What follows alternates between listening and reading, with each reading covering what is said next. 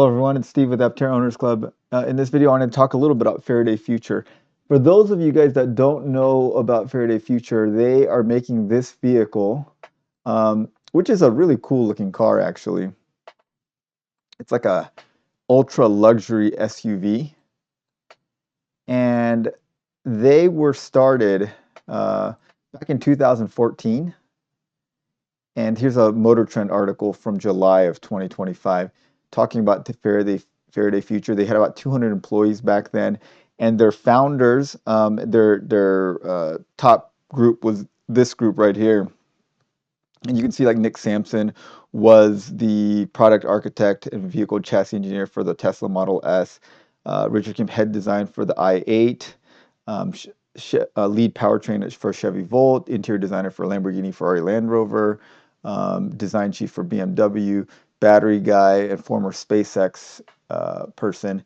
And so, you know, a lot of people with lots of experience at pretty legit places. And they were saying that they were going to build this, like basically a supercar. And they had all these things that they were going to talk about, how it was going to be an amazing car, and they had a boatload of former Tesla employees, people from HR, manufacturing, and purchasing in there. And they said that they were going to launch a car in 2017 at that point. And then in 2017, they went to CES, and this is where you see this car. And you can see it is not much change since 2017. Here's what it was in 2017, and here's what it is presumably now. And this is just obviously a render. So interestingly, you do notice that they have these rear view cameras rather than mirrors. So I don't know how they plan on getting around that. Interestingly, when this first started, people did not know where the money was coming from. As it turns out, the money was coming from this guy. I don't know how to say his name really, Jia Yunting. He was the guy who started LeEco, which was a large technology conglomerate, and he sunk about $1 billion of his own money into Faraday Future. And this is a very interesting article from Bloomberg talking about how Faraday Future spent about $3 billion and still had not delivered a car. Now, this is an article from November of 2022, so about 5 months ago. Anyways, so they had this thing at CIS in 2017. They said they would deliver it by the end of 2017 or early 2018. And then ever since, they ran into financial problems, one right after another. Here's an article from October of 2018. Nick Sampson and Peter Savagian, they both resigned, and a bunch of the early founders all resigned around that time. And then they had to lay off a bunch of employees. Their remaining employees had to take like 20% pay cuts. They finally got some funding out of Evergrande. If you remember Evergrande, Evergrande is the second largest Chinese real estate development company. Back in late 2021, you may have heard the news. This was causing like shocks throughout the entire Chinese economy.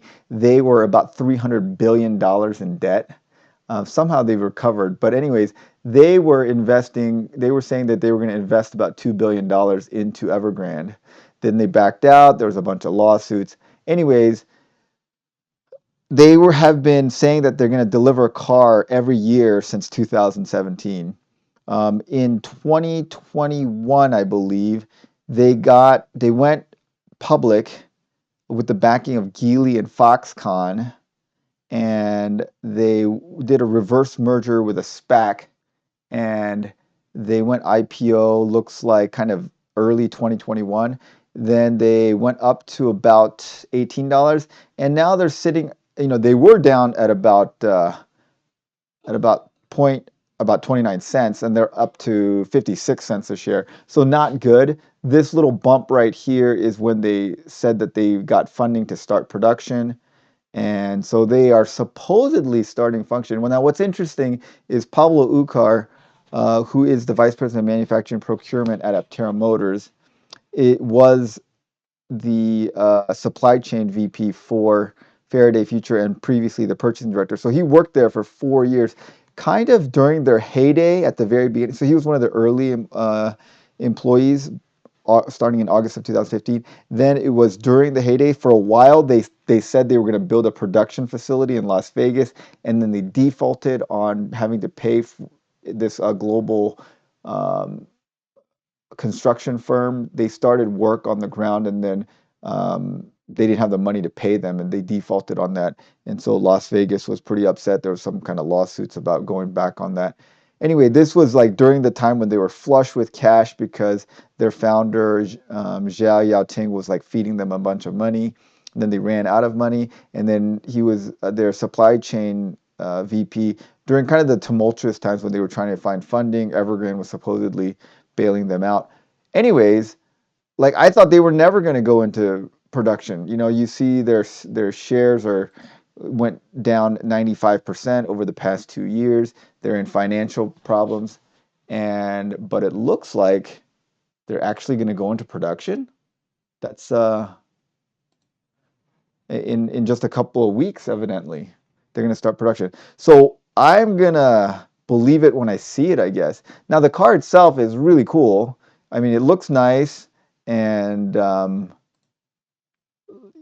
yeah, if you look at this, like this is the back seat. You can lay down completely in it.